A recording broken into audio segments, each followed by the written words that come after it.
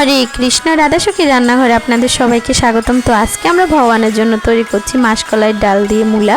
তো এটি খুবই সুস্বাদু একটি আইটেম। তো এখানে আমি মূলা নিয়েছি, আর মূলাগুলো দেখুন কীরকম মোটু আর পাতলু সাইজের। আচ্ছা যাই হোক, এখানে আমি এখন মাসকলাইয়ের ডাল নিয়ে নিয়েছি, আর এটি শুকনো কলাই খুব ভালোভাবে ভেজে নিয়েছি। আর এখানে জল গরম করে এতে আমি দিয়ে দিচ্ছি কেটে রাখা মূলাগুলো। তো মূলাগুলো অবশ্যই খুব সুন্দর করে কাটতে হবে। এই যে আমি এখানে চাকা চাকা করে কেটেছি, আর আপনারা চাইলে গোল গোল করেও চাকা চাকা করে কাটতে পারেন। তো এবার আমি এতে দিয়ে দেব একটি কাঁচামরিচ, আর দিয়ে দেব সেই ধুয়ে রাখা ডালগুলো। আর অবশ্যই মাসকলাইয়ের ডালটা খুব ভালোভাবে ভাজতে হবে, তাহলে কিন্তু আপনারা মাসকলাইয়ের ডালের পারফেক্ট স্বাদটা পাবেন আর কি। যাই হোক, এবার এখানে আমি দিয়ে দিয়েছি পরিমাণ মতো লবণ আর হলুদ। তো এবার আমি খুব ভালোভাবে নেড়েচেড়ে ঢেকে সিদ্ধ হওয়া পর্যন্ত রান্না করব। তো এখানে আমার মূলাগুলো আর ডালটা কিন্তু খুব ভালোভাবে সিদ্ধ হয়ে গেছে। তো এই যে ডালটাও খুব ভালোভাবে সিদ্ধ হয়ে গেছে, আমি চেক করে নিয়েছি। তো এখন আমি মূলাগুলোকে আলাদা করে ফেলবো।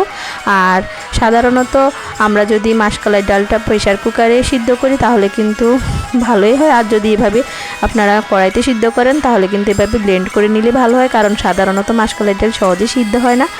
আর আপনারা চাইলে পাটায়ও বেটে নিতে পারেন, না হলে কিন্তু প্রেশার কুকারে সিদ্ধ করতে হবে। তো এখানে আমি ডালের জলগুলোর মধ্যে এবার সেই ব্লেন্ড করে রাখা ডালগুলো দিয়ে দেবো। অবশ্যই ডালটা ঠান্ডা করে ব্লেন্ড করতে হবে। তো জলটার মধ্যে আমি সেই ডালটা দিয়ে এখন একটু হালকা নেড়ে ছেড়ে তারপরে আমি জালটা জ্বালিয়ে দিয়েছি।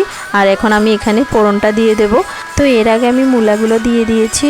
তো ফোড়নে আমি এখানে সরিষার তেলে একটা শুকনো মরিচ আর 1 চামচ জিরা দিয়ে খুব ভালোভাবে লাল করে আমি এখন ডালে দিয়ে দিয়েছি। তো এবার ডালটা খুব ভালোভাবে নেড়ে চেড়ে ফুটা পর্যন্ত অপেক্ষা করব। আর দিয়ে দেবো এখানে আমি 1 চামচ জিরার গুঁড়ো।